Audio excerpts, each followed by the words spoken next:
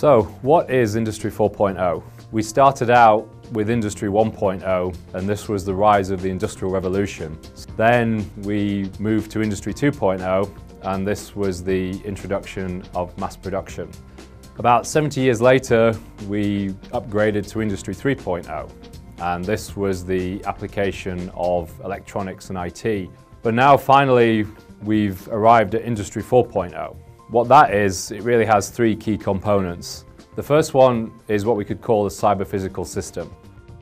So this means that the system in question has three key components. There's some kind of mechanical component, there's some kind of electronic component, and there's usually also some kind of software component.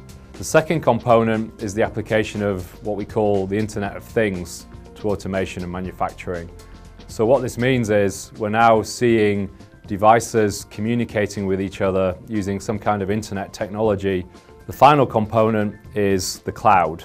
So as we know now, the cloud is a generic term for decentralized, ubiquitous computing resources. So the next thing we need to look at is what is the difference between the Internet of Things and the industrial Internet of Things. The key difference between these two things is generally determinism. So determinism can be defined as processes happening when we expect them to.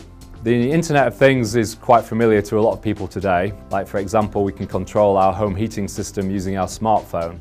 But when we actually turn the heating up, whether that process starts now or a couple of minutes from now, it doesn't really matter.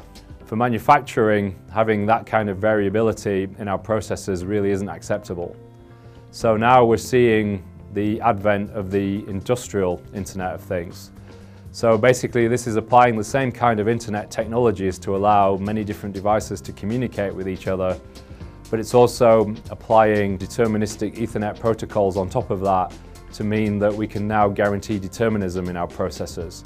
Let's take a quick look about what we expect Industry 4.0 to do for us. The basic underlying concept of all this is that globalization means that we now have competition on a global basis. So there's four key points here which you need to focus on. The first one is making sure that you're using resources and materials and raw materials in the most efficient manner.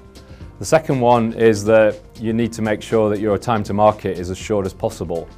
But of course, there's no point rushing products to market as quickly as possible if the quality is no good. So quality management is also a very key topic. And then finally, now we're living in an age of social media and where customer tastes are changing on a continual basis.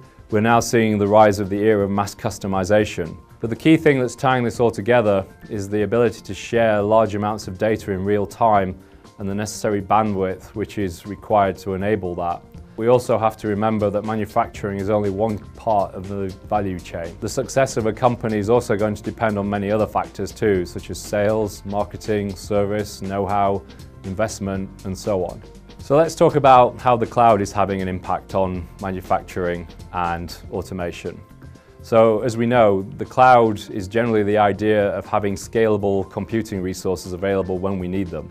In the past, we would depend on a pyramid system where we had a hierarchy of networks and so on, and IT at the top and field devices at the bottom.